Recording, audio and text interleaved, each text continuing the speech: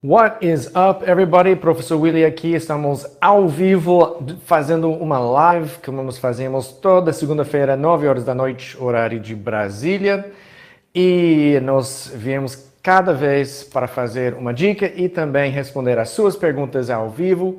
Então, a dica de hoje é sobre a palavra as em inglês. A palavra as em inglês em alguns sentidos e como você pode usar essa palavra corretamente. Eu fiz uma pesquisa hoje porque eu queria pegar todos os sentidos, não perder nada. Eu achei um blog muito bom, que é um blog sobre inglês, em inglês. Se você quiser dar uma olhada, é gymenglish.com, gymenglish.com. Essas informações que eles tiveram sobre as foram muito boas. E lá vamos nós. Então, primeira coisa, primeiro uso da palavra as é quando nós fazemos uma comparação de coisas que são iguais. Ou seja, he is as old as me. Ele é tão velho quanto eu.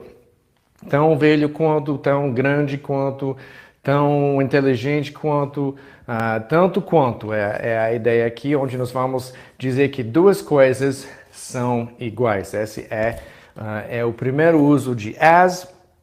Segundo, quando nós estamos introduzindo uma cláusula em inglês, ou seja, quando nós vamos dizer alguma coisa como você sabe, as you know. Então, esse as aqui, introduzindo uma cláusula, nós podemos usar como se fosse como, traduzido como. As you know, as I told you, como eu te disse. Daí o que vai acontecer? Você vai introduzir a cláusula falando as I told you, daí vai falar a coisa que você falou.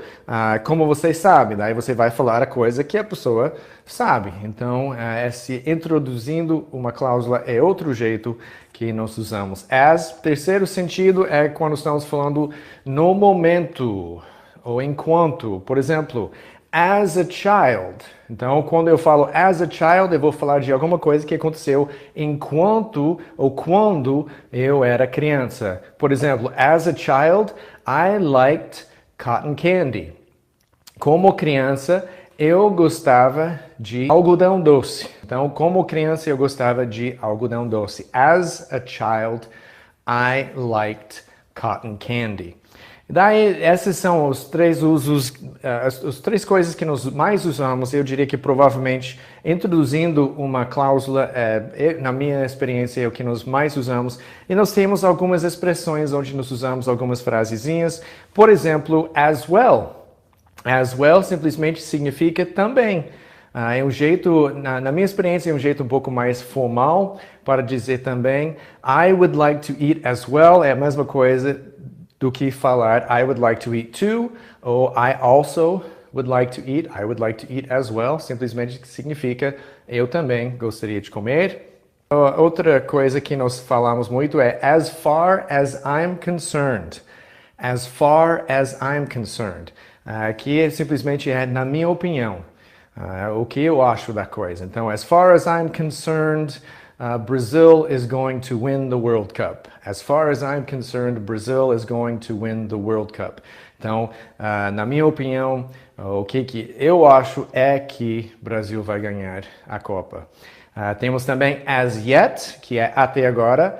As yet ou as of yet. As of yet, gas prices haven't gone down. Até agora, o preço da gasolina não baixou. Está cada vez mais subindo. Such as, por exemplo, such as nós usamos como por exemplo.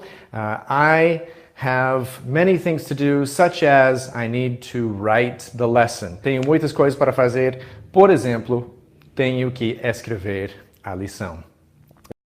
Hoje a dica rápida vai ser qual é a diferença entre spill e pour. Tanto spill quanto pour, isso foi bom, pour, pode ser traduzido como derramar. Mas a grande diferença é que spill é quando você não quer derramar algo.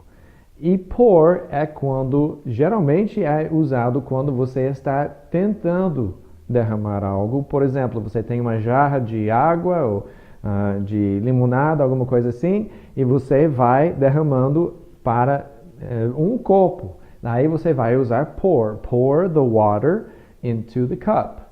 Mas se enquanto você estiver derramando a água, pouring the water into the cup, você faz demais e vai derramando sem querer, the water spilled. The water spilled. Até pode, the water spilled into the cup seria meu sem querer. Derramou sem querer para dentro de um copo, derramou sem querer para o chão, spilled on the floor. Tem todas essas coisas, mas a coisa importante é que quando nós queremos derramar um líquido para outro lugar, nós usamos pour. Quando nós não queremos, quando é alguma coisa que não foi uma coisa que nós fizemos de propósito, nós usamos spill. Aí é a diferença. Hoje vai ser uma live rapidinha. Teve uma conversa dentro do grupo básico hoje, o nosso grupo de WhatsApp, onde alguém colocou a ideia de que faz mal traduzir. Então, o que acontece? É impossível para um adulto que já fala uma língua começar a aprender outra língua sem traduzir. Não tem como. Criança tem como fazer isso, mas na minha experiência, na sala de aula, não tem como um adulto simplesmente começar a pensar em outra língua. Nós começamos traduzindo em nossa mente. É por isso que nossa metodologia começa 90% em português, traduzindo, ajudando com o que significa as frases, aprendendo as partes das frases e juntando as frases. A coisa que acontece é que é muito moda hoje em dia tentar criar uma imersão falsa aqui no Brasil. E por que eles querem fazer isso? Porque o melhor jeito de aprender uma língua é indo para um país onde eles falam essa língua e sendo forçado no dia a dia a falar essa língua. Então, muitas escolas hoje em dia aqui no Brasil tentam fazer isso. Forçar o aluno a fazer dentro da sala de aula, falar e pensar em inglês. Agora, o que acontece? Você fica na sala de aula 1 hora, 2 horas, 4 horas durante a semana, mas a sua vida ao redor é tudo em português. Então, não é uma imersão verdadeira. Isso não é uma imersão completa como você teria no intercâmbio. Outra coisa que acontece, talvez vamos dizer que um desses cursos que diz que você pode ficar fluente em 18 meses. Vamos supor que você aprende 1.000 a 1.500 palavras nesses 18 meses. Se você viajar para um lugar que fala inglês, como os Estados Unidos, você acha que tudo que você vai precisar vai cair dentro desses 1.000 ou 1.500 palavras? É impossível. Vai ter alguma coisa, algum vocabulário que você não sabe. O que você vai ter que fazer para aprender esse vocabulário? Você vai ter que traduzir. Então, o que é importante é entender que essa coisa de imersão é uma teoria. Tem muitas pessoas que aprendem muito bem desse jeito. Mas a coisa é que não tem como, tem que começar traduzindo. Mas tem gente que consegue fazer isso. Nós já recebemos vários alunos de outras escolas que não aprenderam muito bem desse jeito, ficaram muito frustrados e desistiram do curso. Então, nós temos que lembrar, não é um curso, uma metodologia que dá certo para todo mundo.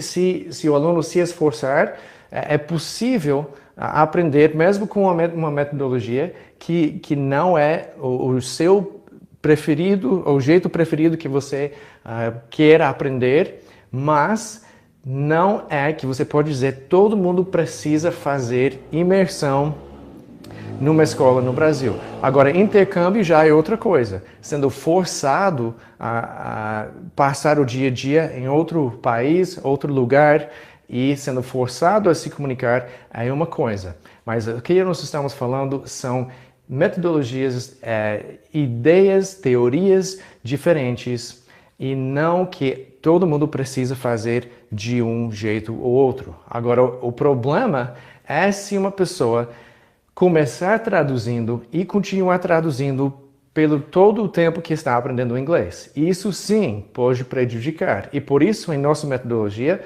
nós começamos 90% em português e nós vamos inserindo cada vez mais o inglês para ajudar o aluno sentir seguro, sentir confortável. E isso nós chamamos de imersão gradual. Não é uma imersão falsa, uma imersão forçada, onde não realmente tem uma imersão, mas é um jeito que nós inserimos cada vez mais e vamos colocando mais e mais inglês até o ponto onde nós falamos só inglês.